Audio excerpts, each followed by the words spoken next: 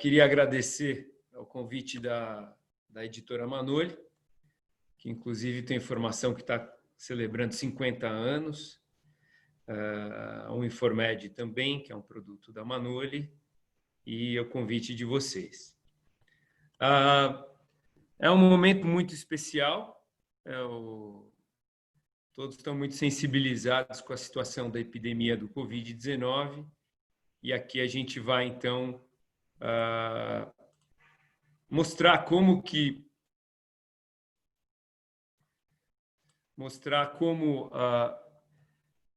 ferramentas como o Informed podem ajudar o combate ao Covid e a todos nós sobrevivermos a essa epidemia, sistemas de saúde, alunos, residentes, médicos experientes, médicos iniciantes, gestores. Quer dizer, estamos todos muito preocupados, porque numa epidemia como essa, hospitais inteiros viram unidades semi-intensivas ou de terapia intensiva. Então, o aprendizado de urgências, de emergências, a lidar com o paciente complexo, vira obrigação de todo mundo. Por exemplo, nós temos diversos anestesistas que, de repente, pararam de anestesiar cirurgias eletivas para trabalhar em emergências. E eu dei o exemplo do anestesista, mas vocês sabem muito bem que isso serve para todo mundo, né, que está atuando em hospitais gerais. De outras especialidades acabam migrando para tratar a Covid-19. E o que é o Covid-19? É uma doença causada por esse vírus, que, no fundo, ela causa, numa porcentagem de pacientes, uma pneumonia grave. É isso que a gente tem pela frente. Pneumonias graves com muita hipóxia. É impressionante, os casos que eu vi essa semana, eu estou impressionado com a severidade da hipóxia desses pacientes. Ou seja, estamos tratando com uma entidade com comportamento diferente daquilo que a gente conhecia. Uma pneumonia bacteriana, em geral, não dá tanta hipóxia quanto dá o Covid. E a Covid-19 ela tem um ciclo longo, então essa hipóxia é persistente.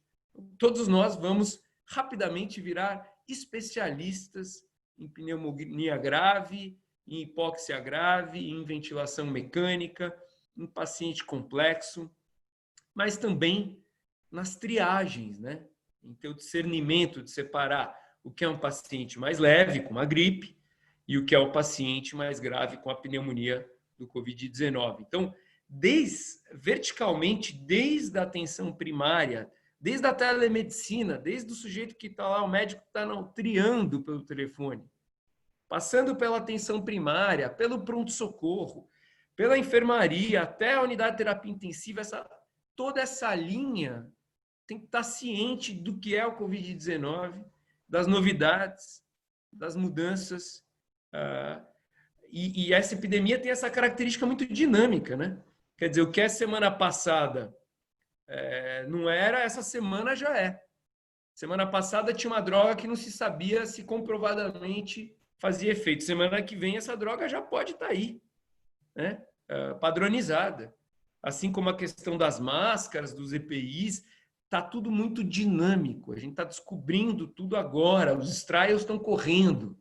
Então, tem essas duas características que eu elenquei agora. 3. Uma, é muito grave. Muito grave. 2, todo mundo, de todas as especialidades, estão no jogo. E 3, estamos num processo rápido de transformação e ganho de conhecimento. Então, temos essas 3 características da epidemia e eu acredito que ferramentas como o Informed podem ajudar muito num processo dinâmico e dramático como esse. Minha declaração de conflito de interesse.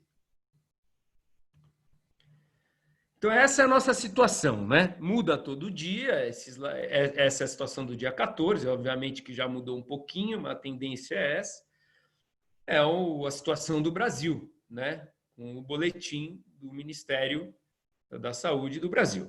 Então, 25 mil casos confirmados, 1.500 mortos, letalidade de 6%. Não é baixa, não é baixa. Porque isso é a letalidade, né? É quem faleceu.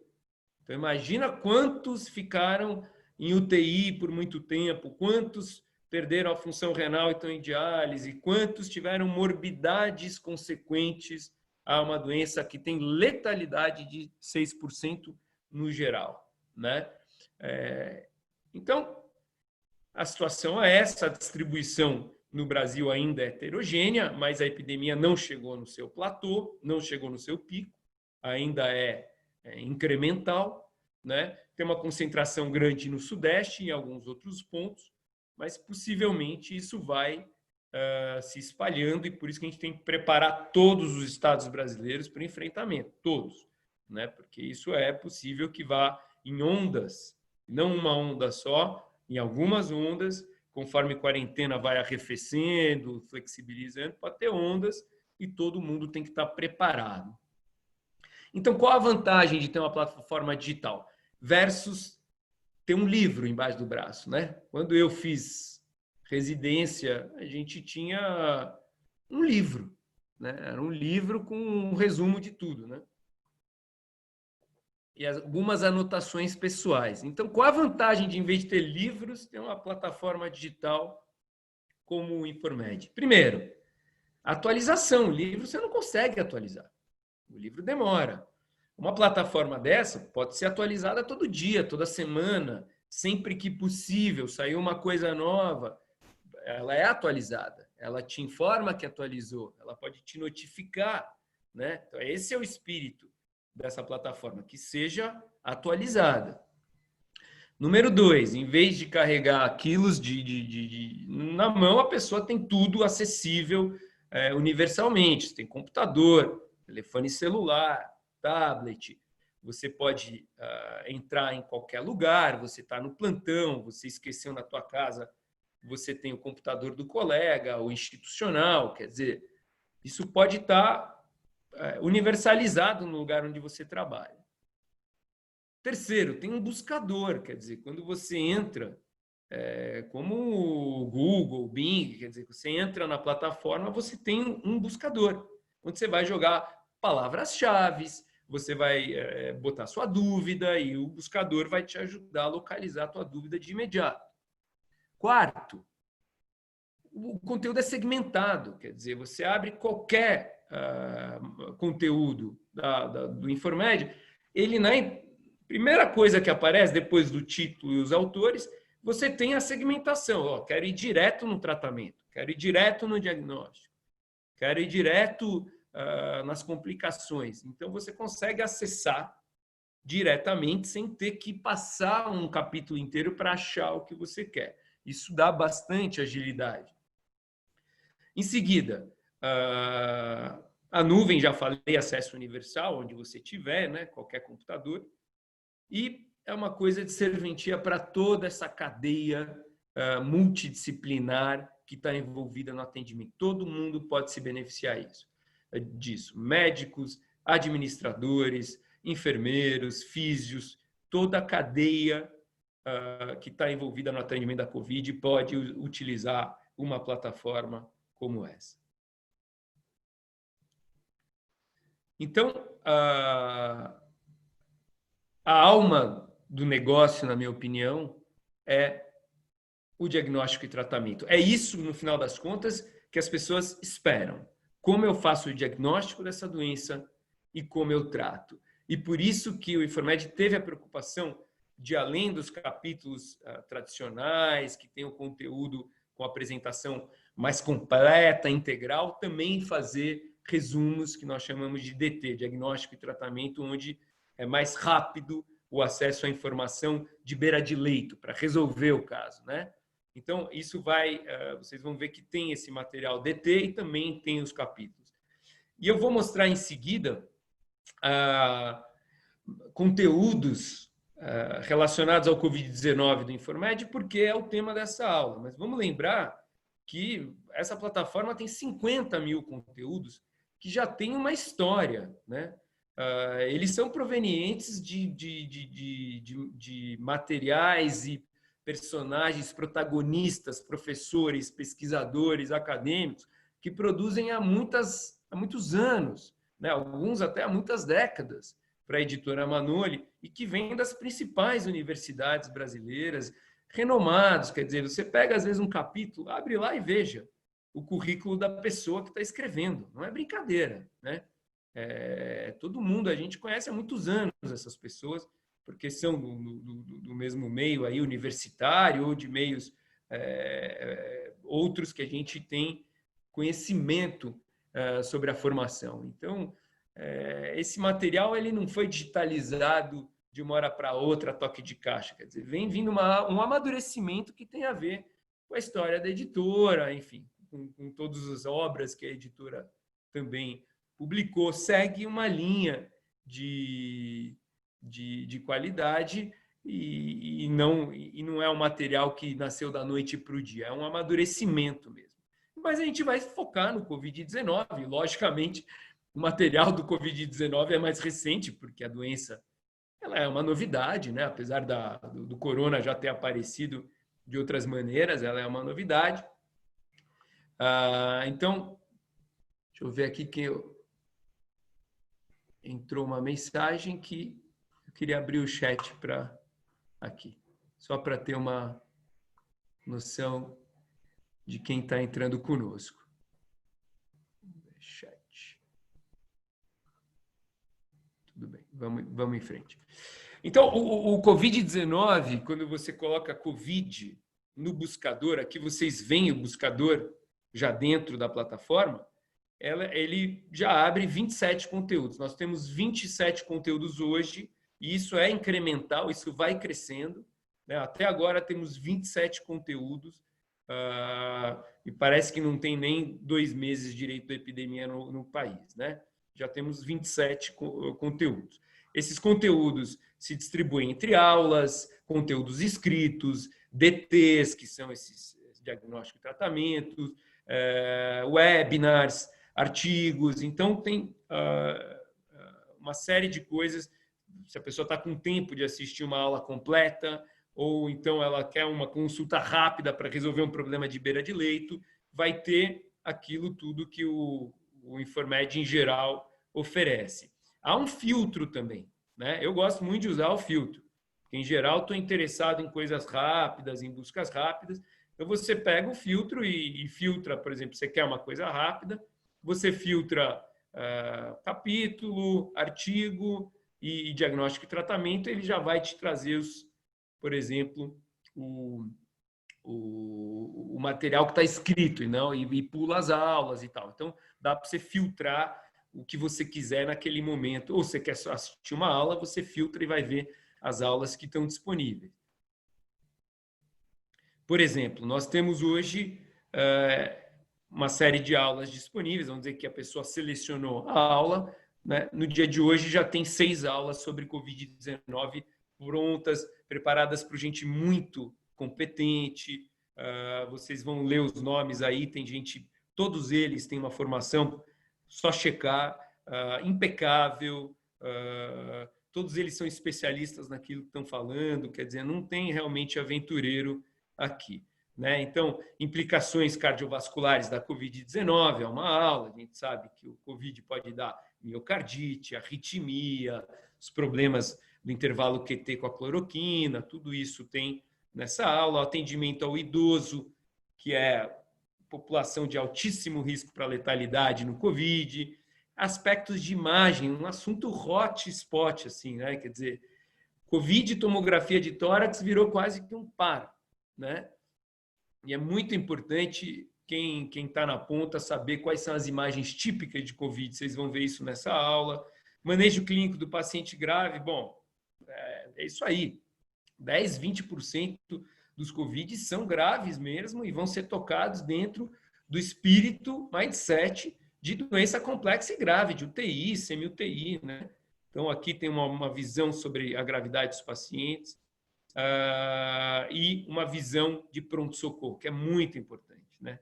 É a porta de entrada desse pessoal que já chega infectando, já chega com necessidade de ser cuidado num lugar à parte, e às vezes já chega com uma hipóxia amadurecida em casa, então chega em insuficiência respiratória. Então, todos esses temas, essas 6 aulas, eu considero assim fundamentais que as pessoas acompanhem tem aqui 6 key points, né? Chave para o tratamento consciente do Covid-19.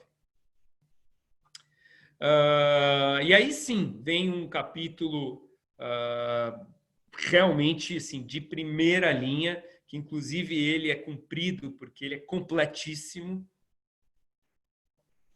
Eles estão pensando até em fragmentar em 3 partes para facilitar o acesso. E eu destaquei aqui, se você vai em informações sobre o capítulo, o timing da atualização é muito interessante. Você vê, isso foi atualizado no dia 14 de abril. Só a plataforma digital pode fazer isso. Atualizar a cada 4 dias, ou a cada uma vez por semana, de acordo com a necessidade do tema. E está aí, foi atualizado dia 14 de abril, equipe que supervisionou o capítulo impecável, impecável, gente de primeiríssima linha, né? E vai embora a segmentação do capítulo, é o que eu falei, né? Introdução, epidemiologia, letalidade, incubação, quer dizer, não quero saber de nada disso, quero ir direto para o tratamento, é só pegar ali no sumário, vai direto em tratamento, só quero saber diagnóstico, estou com dúvida, se eu peço um exame ou outro. Estou com dúvida, qual que é a imagem típica de uma tomografia de tórax de Covid? É vidro fosco periférico, vai lá direto. Vidro fosco periférico.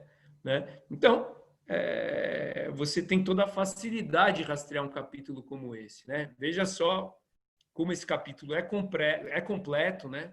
Definição do Ministério da Saúde, definição OMS, diagnóstico, toda a história da propedêutica do Covid, o quadro clínico gripal, etc. Diagnóstico específico laboratorial e o tratamento. E aqui que eu li Ministério da Saúde, lembrar que esses materiais estão bem alinhados com as fontes do Ministério da Saúde. Eu olhei as referências bibliográficas, que estou acompanhando bem, estão bem alinhados com as informações do Ministério da Saúde, que às vezes são mais difíceis de ler, né? Você pega, às vezes, um boletim, uma ata, um decreto, um informativo do Ministério da Saúde, é longo, é comprido, você não consegue acessar rapidamente aquilo que quer. Aqui você tem um acesso mais organizado, na minha visão. Aqui mais segmentos desse mesmo capítulo. Esse capítulo, ele praticamente engloba tudo o que precisa saber de Covid, está aqui. Notificação, CID-10, está tudo aqui, né? E por uma equipe de confiança, realmente. Então, eu vou destacar algumas coisas desse capítulo que eu acho importantes. Obviamente que não vou comentar o capítulo inteiro, mas alguns destaques. Quadro clínico do Covid. Eu gosto muito dessa coisa de diagnóstico e tratamento, para a gente já ser bem pragmático, né? Então, quadro clínico de gripe, né? Febre, 98%, tosse, dispneia, muito comum, né? Falta de ar, mialgia, cefaleia, então, diarreia, 3%. Então, aqui, quadro clínico geral do Covid-19. Aí ele separa doença não complicada, que é a tal da gripinha, né? A gripe, a pneumonia, que é central aí no Covid, a pneumonia grave, com insuficiência respiratória, hipóxia grave, quer dizer, você vê que é um quadro já que precisa de suporte ventilatório, o pessoal usa muito, acaba indo muito na bolsa máscara, evita Venturi, evita ambusar, né, para evitar todos os aerosóis, usa muita bolsa máscara 100% na hipóxia grave, BIPAP full face, bem encaixadinho, sem nenhuma aerosol saindo, para evitar a contaminação do ambiente. Esse capítulo separa ainda no diagnóstico síndrome da angústia respiratória aguda, essa forma mais grave, onde você tem a hipóxia mais grave, né? A sepse, a gente sabe que as formas graves do Covid-19, que dá pelo menos uns 10% aí, dão uma tempestade inflamatória grave, hipotensão, má perfusão tecidual, os moldes de um choque séptico tradicional, né? E finalmente o choque mesmo, que é o extremo da sepse, o choque séptico, aí com mortalidade bem maior, né? Por volta de 40%.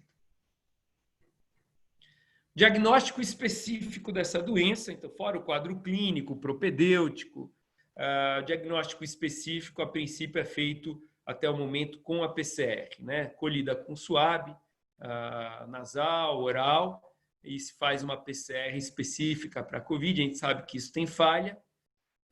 Tem um estudo do JAMA que mostra aí uma sensibilidade por volta de 70%, então pode perder 30% dos casos. A gente sabe que se é feito muito precoce, tem maior chance de um falso negativo, então eventualmente tem que repetir essa PCR.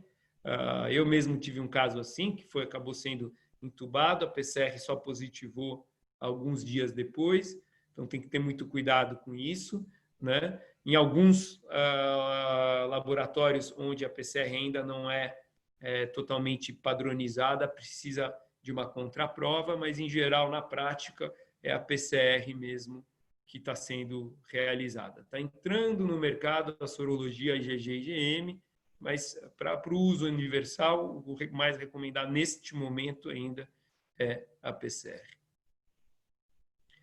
Em termos de exames gerais laboratoriais, o que se vê é próprio de uma infecção viral grave, leucocitose, eventualmente leucopenia, linfopenia e aumento de enzimas canaliculares. Então, mimetiza realmente uma infecção viral, é similar a uma infecção viral grave de outras naturezas também. O exame de imagem, a tomografia, né? A opacidade em vidro fosco, quase 100% tem, das pneumonias por Covid, 100% tem. Distribuição, a predileção é periférica, né? E eventualmente você vai ter também consolidações. Vou mostrar a imagem que é do próprio Informed, né? Mostrando o padrão típico, né? É o que nós vamos ver, é isso aí, esse vidro fosco periférico, e vem acompanhado de muita hipóxia. Preparem-se para muita hipóxia.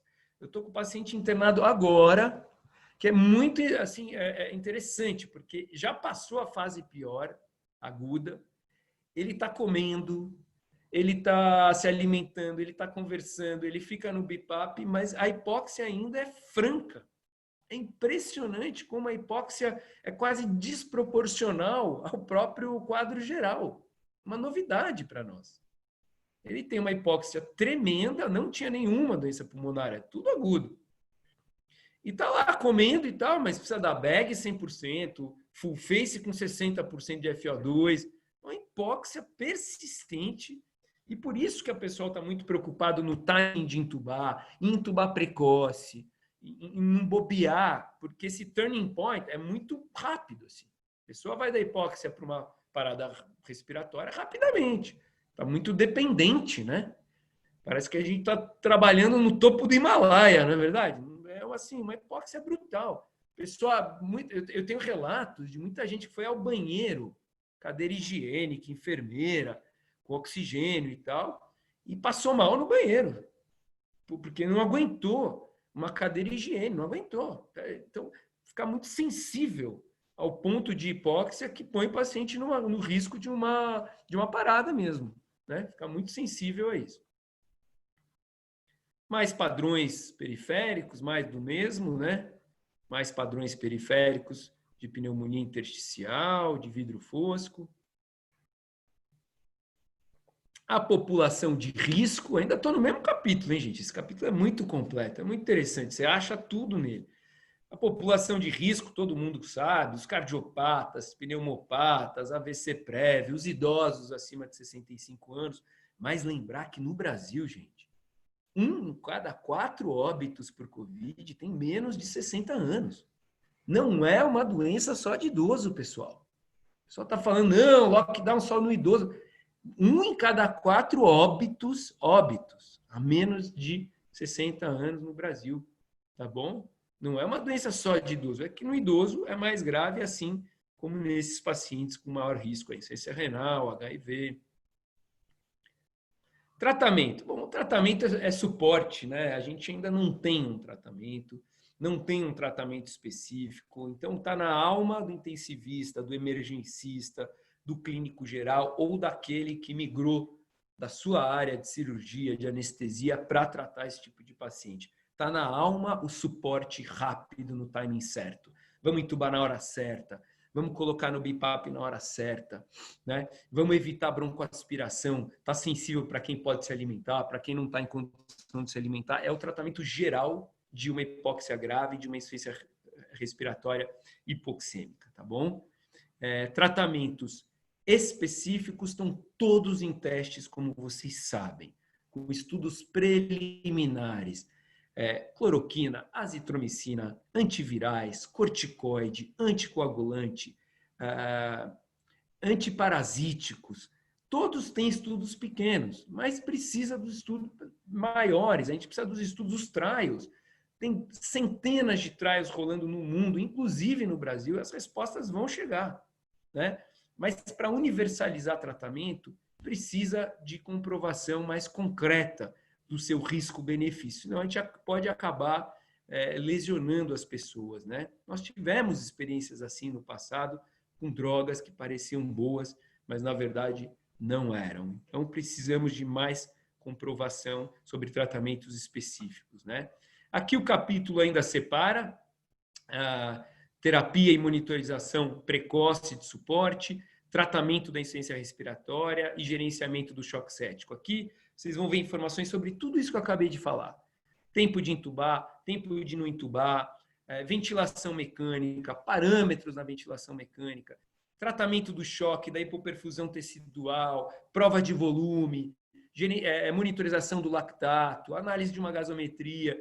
São as informações que a gente vai ver aqui nesse capítulo sobre o manejo.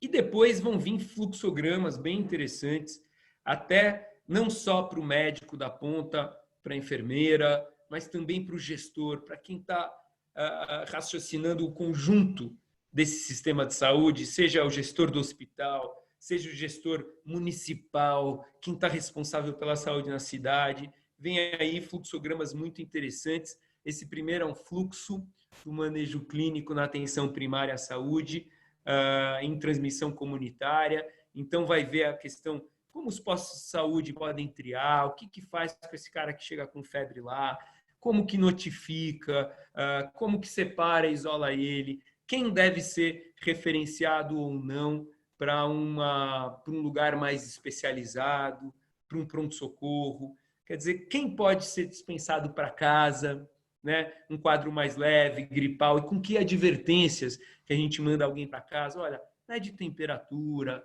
mede a frequência respiratória, qualquer tipo de pior à volta, né? A atenção, essa doença, vocês sabem, ela tem uma característica muito interessante e traiçoeira, né? São 3 características que eu vejo muito traiçoeiras. Uma, ela é muito contaminante, né? É um vírus, vocês sabem que tem vírus que 20 minutos fora do corpo humano morrem. Esse não, né? Resistente, pode ficar 1 dia, 2 dias, fica em superfície com vida, em superfície sem vida, né? Diabinho que resiste fora do corpo e muito contaminante nas gotículas, né? Esses dias eu estava conversando com uma pessoa, uma curiosidade, e o sol estava por trás dela. A gente estava em distanciamento de 4 metros. O sol estava por trás dela. Era uma conversa normal. Como estava a 4 metros, talvez tom de voz um pouquinho maior, nada de especial. Como o sol estava por trás, todas as gotículas que saíam da boca dela, eu via. Então, era uma quantidade de gotículas, deu uma sorte ali de pegar o sol bem no ângulo que você enxerga o que uma pessoa, numa conversa normal, põe para fora de gotículas. E é nessa gotícula que está o vírus, SARS-CoV-2. Ele está lá, né? Se depositando, se espalhando, uma quantidade enorme numa conversa normal. Então, a primeira coisa que eu acho traiçoeira desse vírus é o poder de infectar e a resistência dele. A segunda é a forma grave que ele dá de hipóxia que eu já mencionei. E a terceira é a piora tardia. Vocês sabem que ao final da primeira semana, lembra um pouco um infarto grave, né? que às vezes não fica ruim logo de cara. É no final da semana que a pessoa vai degringolando. Aqui é igual. Tem a famosa piora do 7º dia. A pessoa está indo razoável e, de repente, ela piora. Olha que traiçoeiro, porque pode estar em casa, certo? Pode já ter descalonado e estar numa enfermaria, e aí vem uma piora tardia, né? Porque 7 a 10 dias já é fim de ciclo para um vírus normal. E aí vem uma piora desse vírus. Então, são todos fatores que tem que estar na cabeça de quem está lá triando, dizendo vá para casa, descanse, dê notícias para o seu médico, volte amanhã. Tem que estar na cabeça essas características desse vírus, porque é diferente do influenza. É diferente. O influenza, com 4 dias, 5 dias, resolveu. Não tem piora do 7º dia. É completamente diferente. O influenza não dá essa hipóxia. Não é igual. Né? É diferente. Esse vírus é diferente mesmo. E nós estamos aprendendo. O que eu estou ensinando para vocês é do dia de hoje. Né? Estamos aqui na terceira semana de abril. E vai mudando. A gente está aprendendo. As publicações estão chegando. Então, no final desse capítulo, vocês têm aí interessante esses fluxos. Aí eu tinha mostrado um fluxo de saúde primária. Opa, vamos voltar. Aqui tem um fluxo de manejo clínico do adulto e idoso na atenção especializada. Pronto-socorro, maravilha, pô, tem que saber. Tem que ter aqui uma triagem de pronto-socorro, onde fica quem interna, quem não interna, critérios de insuficiência respiratória, critérios de hipóxia. Tem que estar lá todo mundo com protocolo na parede do pronto-socorro ou no computador, né? no tablet, no celular, para o pessoal fazer uma boa triagem. Tem uma parte só de EPIs que é fundamental. Assim, tudo que as pessoas estão discutindo sobre Covid é EPI. Por quê? A gente fala assim, e se você fosse atender um acidente de automóvel numa estrada? Qual que é o primeiro conceito que tem que ter? Como socorrista. Segurança do socorrista. Como é que você vai atender e ser atropelado? Aqui é igual. Segurança do socorrista. EPI completa. EPI completa. Então, quem que deve usar a máscara cirúrgica simples? Quem que deve usar a N95? Quem que deve usar o face shield, capacete para intubação? Óculos de proteção? Avental? Está tudo aqui, né? Em geral, só fazendo um resumo, quem vai fazer a beira de leito com Covid-19, está lá atendendo, pegando na mão do paciente, vai estar totalmente protegido. Com a máscara especial, N95, óculos de proteção, gorrinho se tiver, eventualmente até um avental e luva, né? Dependendo de como o paciente tiver, qual for a situação dele na UTI. Tá bom? Mas EPI é fundamental. Sobre a intubação, as EPIs na intubação ou na parada cardiorrespiratória, todo mundo com EPI completa na parada cardiorrespiratória e na intubação. É o avental, preferível impermeável, óculos de proteção, gorro, N95, capacete toda vez que for ter aerosol no ar, preferência face shield, que é o capacete. Quer dizer, EPI é um assunto assim sensível no Covid-19 e precisa estar muito claro para quem está na assistência à saúde. Agora, tem característica, a N95 não pode ficar descartando, então vai guardar num saquinho plástico com o teu nominho, vai fechar, vai guardar num lugar seguro que não seja extraviado nem infecte os outros. Nem todo mundo precisa num hospital de N95, tem áreas não Covid, vai usar a máscara cirúrgica normal, tem áreas de circulação, eventualmente vai usar máscara cirúrgica normal. Então, aqui vocês veem critérios para tudo isso e muda. Pode mudar? Pode mudar.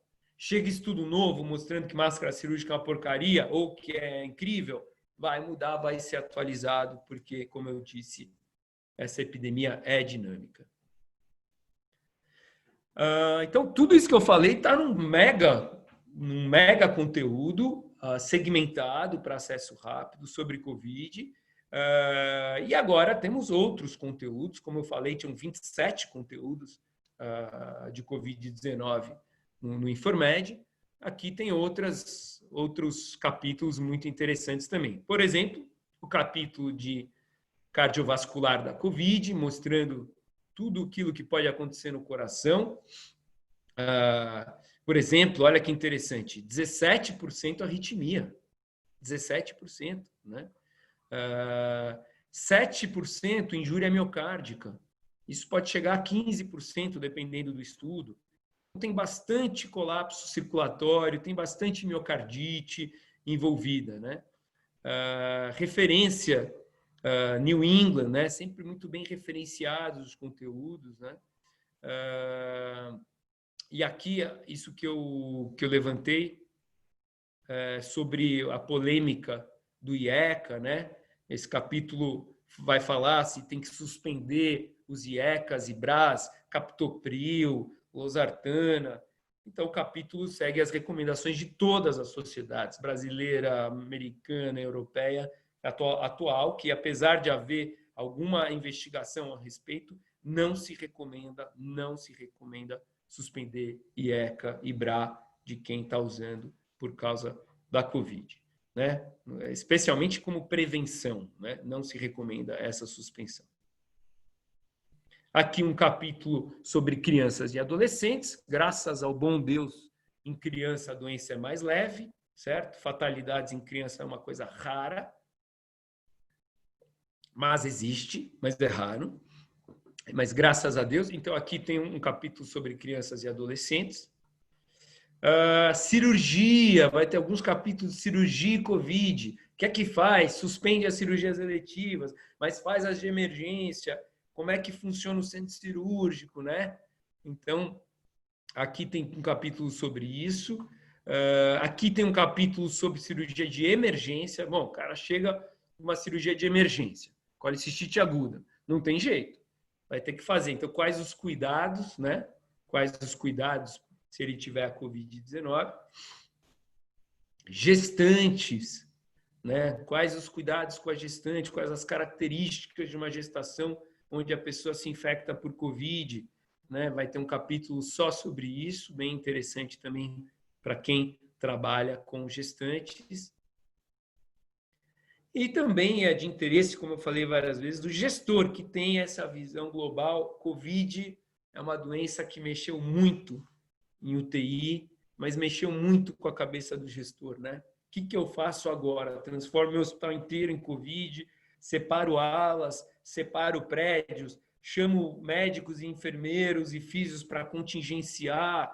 O que o gestor pode fazer? Tem algum material bem interessante para o gestor e vai ter mais, porque essa coisa está progredindo, né? Então, controle de infecção relacionado à assistência de saúde, uma coisa muito importante, né?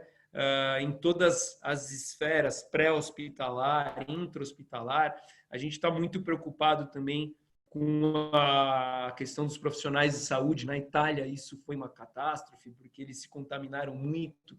Isso é um problema também para o gestor, porque perde força de tarefa, né? Então, aqui versa sobre isso também o capítulo, e por isso tanta ênfase nas EPIs, rastreamento eventual de funcionários, afastamento de funcionários. Tem fluxogramas bem interessantes também, atendimento pré-hospitalar móvel de urgência, transporte entre instituições de casos suspeitos e confirmados, como é que faz a EPI, quem que tem que estar de máscara, que tipo de máscara que é, né? Atendimento ambulatorial, como funciona também esses cuidados, atendimento hospitalar, todo o fluxo de cuidados de EPI, desinfecção, e referências bem alinhadas com o Ministério da Saúde e com as atualizações do Ministério da Saúde. Então, ninguém está inventando nada. Aqui, eu acho que o principal mérito de uma plataforma como essa é o poder de síntese, não ficar inventando coisas, né? E dando opiniões, é sintetizar o que tem de diretriz, o que tem de diretriz tanto de sociedades acadêmicas quanto de órgãos governamentais, e quem faz essa síntese é gente muito capacitada, mas não ficar emitindo opiniões pessoais porque não interessa a ninguém. tem que ver o que está sendo recomendado. O problema que eu sempre levantei é que às vezes você pega uma diretriz de infarto, um exemplo, norte-americana, tem 100 páginas, tem 150 páginas, tem 400 referências, né? Quer dizer, e o próprio formato, às vezes, não é muito friendly, porque eles têm compromissos com indústrias, de não favorecer aqui, não favorecer ali, só que sim, só que não, e como se posicionar, níveis de evidência. Então, quando pega um DT, diagnóstico e tratamento, de uma plataforma como o Informed, a ideia é sintetizar, estou na beira do leito. O paciente está com infarto, eu tenho uma dúvida. Não vai dar para abrir um documento que tem 400 referências. Eu preciso a receita do bolo. Essa é a ideia. Mas não a receita do bolo com opinião de quem fez o bolo. A receita do bolo com a síntese da melhor evidência disponível no momento. Essa é a ideia de uma plataforma como o Informed. Olha, queria agradecer a todos, dizer que eu estou à disposição, seguem meus contatos. Agora a gente vai abrir para perguntas. Vou dar uma olhada aqui no chat também. E foi um prazer poder ministrar essa aula para vocês.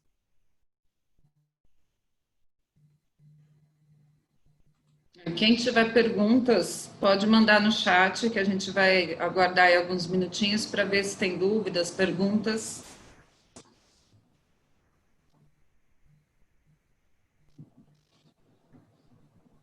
Eu estou tentando aqui, Cristina, desculpa ser principiante, abrir o chat. Eu acho que talvez eu tenha que stop share. Agora achei aqui. Eu tinha que stop share para poder... Tá, vamos ver se chega alguma pergunta aqui. Pessoal, aproveitem, façam perguntas aí sobre o hospital de vocês. Não tem pergunta errada, não tem pergunta menos importante, tá? Aproveitem esses minutos aí, preciosos, para a gente poder conversar um pouquinho. Bom dia, José Luiz de Figueiredo, tudo bem? Ele se apresenta como cirurgia pediátrica e transplante renal. Legal. Imagino que tudo que é eletivo esteja meio estacionado por aí, né? Que é o que está acontecendo. Vamos ver até quando, né? Vamos ver até quando. E imagino que muitos da equipe de vocês tenham que ocupar outros lugares, às vezes, né? Na instituição, como contingência, né? Ótimo, então aproveitando, quem quiser mandar pode ir mandando ainda, mas lembrando que o Informed é uma solução que faz parte da nossa campanha, né, do enfrentamento do Covid. Daniel Santos é do comercial da Manolho, ele está aqui com a gente também. Você quer falar um pouquinho, Daniel, de como a gente está disponibilizando essa ferramenta nesse período freemium?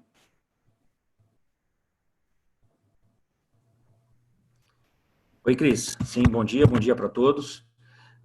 Nós estamos, as áreas de tecnologia, tanto da Manoli quanto da MV, estão trabalhando para fazer a integração das duas plataformas, de modo que o Informed estará disponível dentro do prontuário eletrônico, que é uma forma, o doutor Eduardo pode até complementar, mas é uma forma que contribui muito para o dia a dia, que o médico ou a equipe multi não tenha que sair do prontuário para fazer uma pesquisa.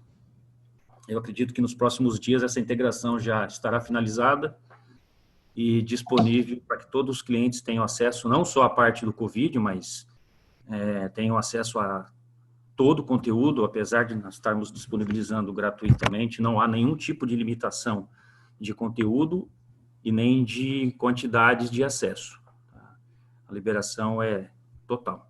Daniel, deixa eu só fazer um parênteses. Você já continua. Eu acho fundamental, acho muito interessante que esteja acoplado no hands-on lá do prontuário para que seja um par, né? Um par da estrutura ali, do raciocínio do médico, ter já o acesso à informação junto com a prescrição, ele já consegue visualizar como fazer aquilo. E a outra coisa que eu acho muito importante que seja em português, sabe? Porque Às vezes a pessoa até sabe a língua inglesa em níveis distintos, mas a questão é, não dá para ter dúvida. É um momento de agilidade, onde que não dá para... Mas o que será que ele quis dizer com essa frase? Porque essa palavra em inglês não estou tão familiarizado. Sabe quando a gente está treinando inglês, que você lê uma frase, que você entende o sentido, mas tem uma palavra que você não entendeu o que é e ela já prejudica toda a compreensão do sentido real?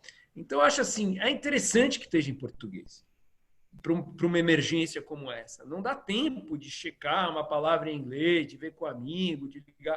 Não, ali é direto ao ponto. E eu acho que a língua portuguesa ajuda nesse sentido. Desculpa fechar o parênteses aí, Daniel. Pode continuar. É o grande diferencial, né? Eu acredito. Fica acessível para todos de forma mais dinâmica, né? Sim, muito bem lembrado, tudo, Eduardo. Realmente existe uma barreira do idioma, nós estamos falando, tem algumas ferramentas disponíveis, mas 100% em inglês, e realmente não tem margem e chance para que haja dúvida. Porque eu conversei já com alguns profissionais, e alguns têm a fluência no inglês, mas para a conversa do dia a dia, mas não para uma linguagem e uma interpretação técnica e tão sensível quanto necessitamos. Ótimo. Então, assim, os participantes podem solicitar, tá, essa ferramenta da Informed lá no site da Healthcare Alliance, www.healthcarealliance.com.br. Ao final, nós vamos disponibilizar tanto o material apresentado quanto a gravação, então a gente já pode encaminhar também junto o link para vocês fazerem essa solicitação da ferramenta, tá? Não tivemos perguntas. Depois também, se algum participante quiser encaminhar para a gente, entrar em contato tanto com o Dr. Eduardo quanto com o Daniel, eles ficam à disposição, tá? O site é www.healthcarealliance.com.br. Respondendo ao João Luiz, nós vamos encaminhar o material para vocês por e-mail, tá? Então, entre hoje e segunda-feira a gente já encaminha o material para vocês. E a gravação também vai ficar disponível. Tá? Então, muito obrigado, doutor Eduardo, já que ninguém fez compartilhar conosco, né, o conhecimento. Cristiane, você está me ouvindo? Estou ouvindo. Não, já que ninguém fez muita pergunta, posso eu fazer uma pergunta para mim mesmo? Pode. Olha, eu vou fazer uma pergunta muito boa que vocês vão gostar muito. E a cloroquina?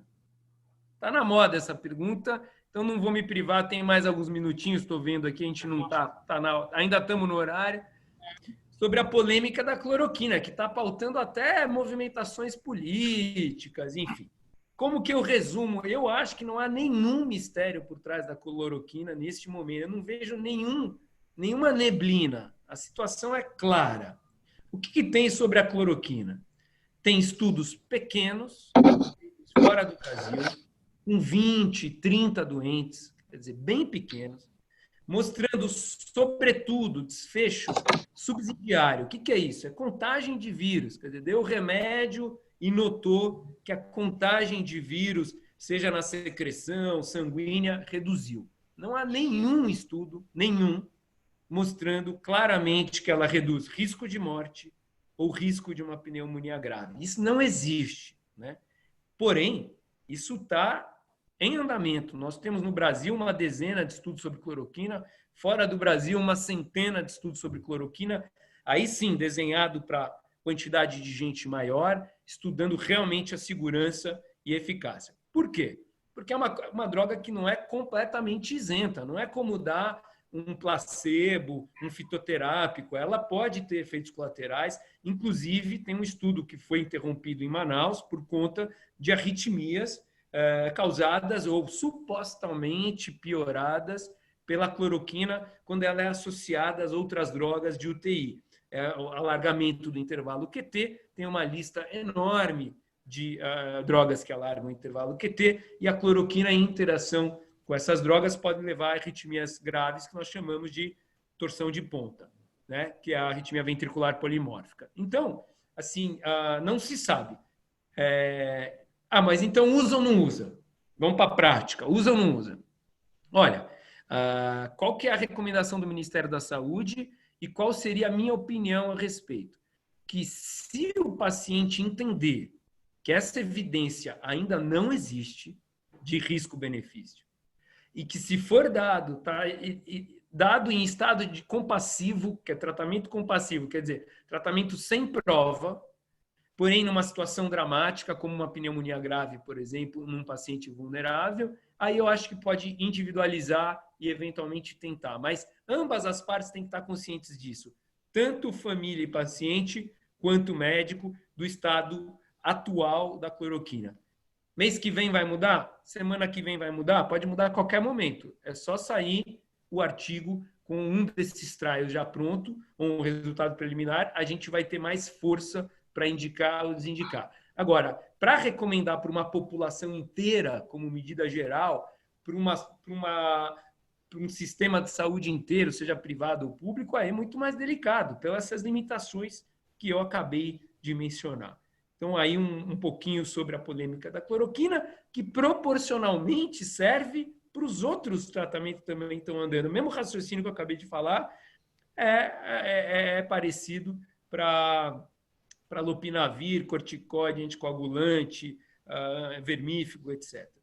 E lembrar que se o paciente tomar a cloroquina, é muito importante que se faça, especialmente nele internado, a monitorização do eletrocardiograma. Por quê? E que não seja uma vez só. Tem o basal e depois se repita, de preferência diariamente, nos primeiros dias, para ver o intervalo QT, né? Os médicos sabem o que é o intervalo QT, e ver aumentos dele, e se houver um aumento para cima de 500 milissegundos, ou o delta aumentar, incrementar 60 milissegundos, ou seja, QT longo, é o momento de repensar tratamento, reavaliar risco-benefício, revisar prescrição médica e tirar os remédios que alargam QT, para eventualmente tirar a azitromicina se ela estiver no pacote, porque ela eventualmente foi testada junto com a azitromicina, porque a paciente acima de 500 milissegundos tem um risco bem maior de ter uma arritmia grave e uma complicação grave.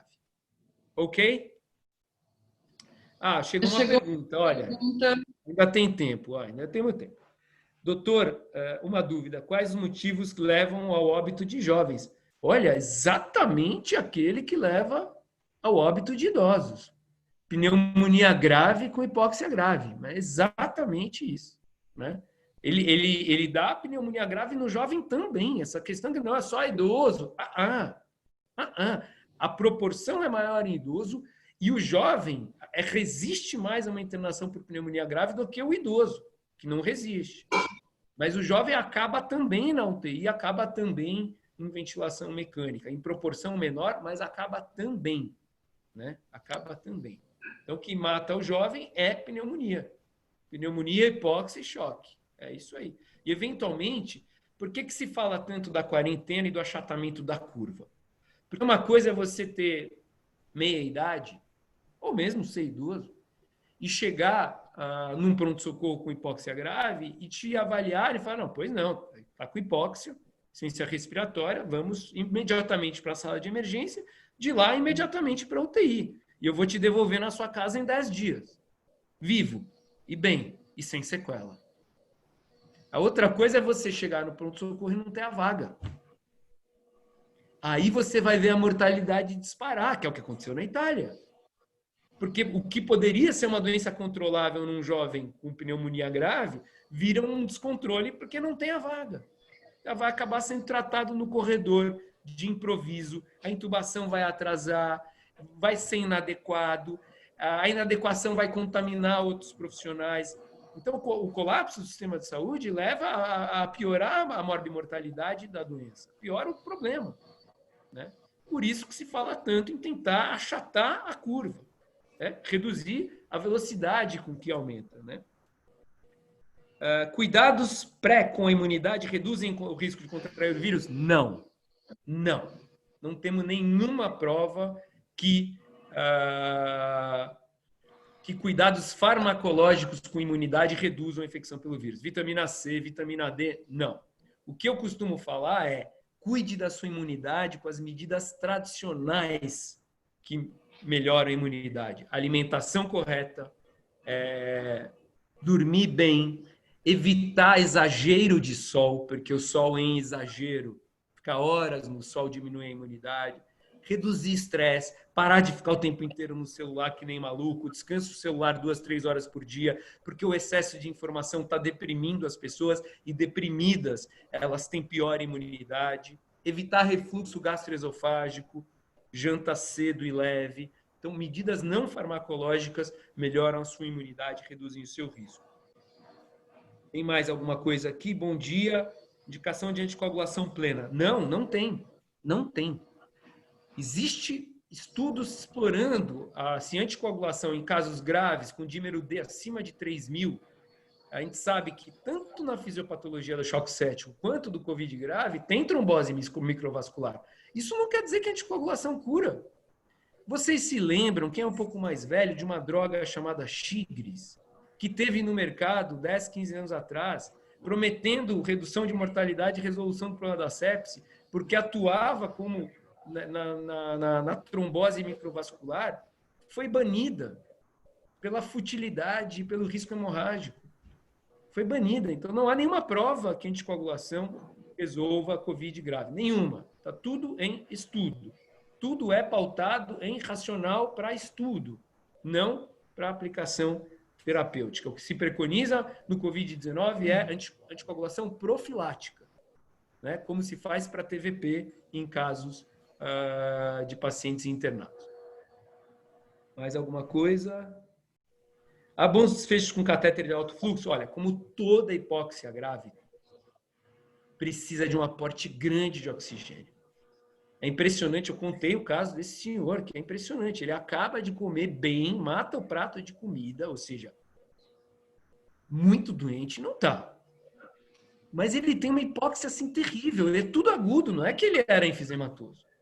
Então, seja com bag 100%, catéter nasal de alto fluxo, tudo isso aí é aporte de oxigênio. O problema do catéter de alto fluxo é soltar aerosóis e infectar o ambiente, que é o mesmo problema da Venturi. Por isso, é preferível a bag 100% e o BiPAP com full face vedada para casos de hipóxia grave.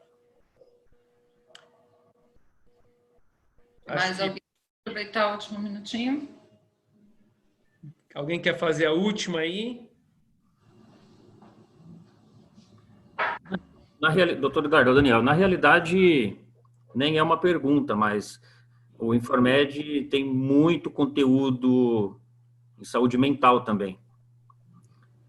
Perfeito. Saúde mental na quarentena, alimentação, meditação, riscos e manejo dos transtornos mentais. Eu acho que a gente mostrou aqui alguns conteúdos do Informed, mas não mostrou tudo porque é impossível, né? E tanto essa parte de saúde mental fantástica em relação à epidemia, quanto as aulas que eu sei que vão entrar sobre isso no Informed, dessa parte de saúde mental que é fundamental, né? Tem gente muito assustada, tem gente muito ansiosa, e tem um fenômeno que a gente está observando de gente que está mal e não está procurando hospital. Está mal por várias razões. E está com medo de ir ao hospital, e estão adoecendo em casa. Então, muito importante estar vigilante para isso. E, finalmente, o Informed ele tem uma série, assim, dezenas, centenas de conteúdos em paciente grave. Centenas. Né? Então, vai ter capítulo de ventilação mecânica, não tem nada a ver com o Covid, mas que serve para a epidemia de Covid, porque a epidemia de Covid é uma epidemia de paciente grave. Então, tem capítulo de parada cardiorrespiratória, de ventilação mecânica, de pneumonia bacteriana comunitária, porque vai ter que tratar a pneumonia também, de pneumonia intra-hospitalar, vai ter pneumonia intra-hospitalar. Esse paciente que eu estou vendo pegou uma pneumonia intra-hospitalar em cima do Covid. Então, vai ter capítulos sobre choque, sobre UTI.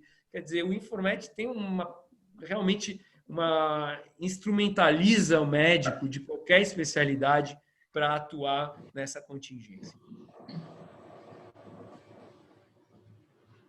Olha lá, chegou mais um. Fumantes, qual o risco? Tem risco, especialmente se o fumante for um fumante crônico, provavelmente ele já tem um grau de bronquite, algum grau de bronquiolite, tem mais risco do que a população geral, né? Se puder parar de fumar, inclusive, agora seria uma maravilha. É o momento. É o momento, é um bom momento, realmente.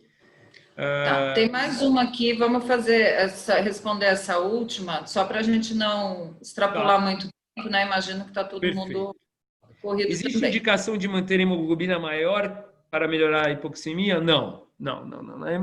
A manutenção da hemoglobina deve respeitar conceitos clássicos de UTI, de qualquer outra doença. Manter uma hemoglobina mais alta não vai resolver o problema de Covid. Óbvio que você não vai permitir uma anemia grave, né?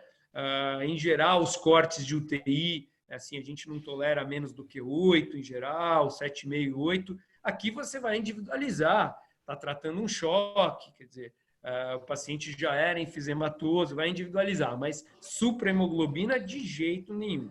Não sejam liberais com transfusão, que a gente sabe que transfusão, em geral, acarreta morbidade. Então, tem o critério aí para transfundir. Maravilha. Nós tivemos uma dúvida, né, em relação ao acesso à ferramenta. Então, eu vou reforçar aqui, o Informed está disponível dentro da campanha do Covid, no site www.healthcarealliance.com.br/coronavírus. Ali tem um formulário onde vocês preenchem com os dados da instituição, número do cliente MV, né, que essa ferramenta está sendo disponibilizada freemium apenas para clientes MV, e aí, na sequência, vocês encaminhando esse formulário para a gente, a Informed entrará em contato para poder liberar o acesso de vocês. Tá? Então, depois também a gente reforça e encaminha o link para vocês junto com o material aqui do webinar. Bom, mas para toda a base MV está liberada a ferramenta freemium até 31 de maio. Bom, então podem solicitar lá através da nossa página. Vamos aproveitar então já para a gente encerrar, né? Doutor Eduardo, muito obrigado. Eu que agradeço. Compartilhado seu conhecimento com a gente, Daniel. A gente vai promover diversos encontros como estes, né, nas próximas semanas, sempre trazendo temas e soluções para apoiar as instituições nesse momento de pandemia. Então, acompanhe através do nosso site, a gente vai encaminhar também via e-mail para os participantes. A gente tem outras soluções também complementares, né, à Informed, para também apoiá-los, como telemedicina, gestão de escalas, análises epidemiológicas para indicadores de eficiência hospitalar. Então, está tudo nessa página que eu citei, que é o www.healthcarealliance.com.br/coronavírus. Ali tem todas as ferramentas que nesse momento estão sendo disponibilizadas com esse período freemium, tá?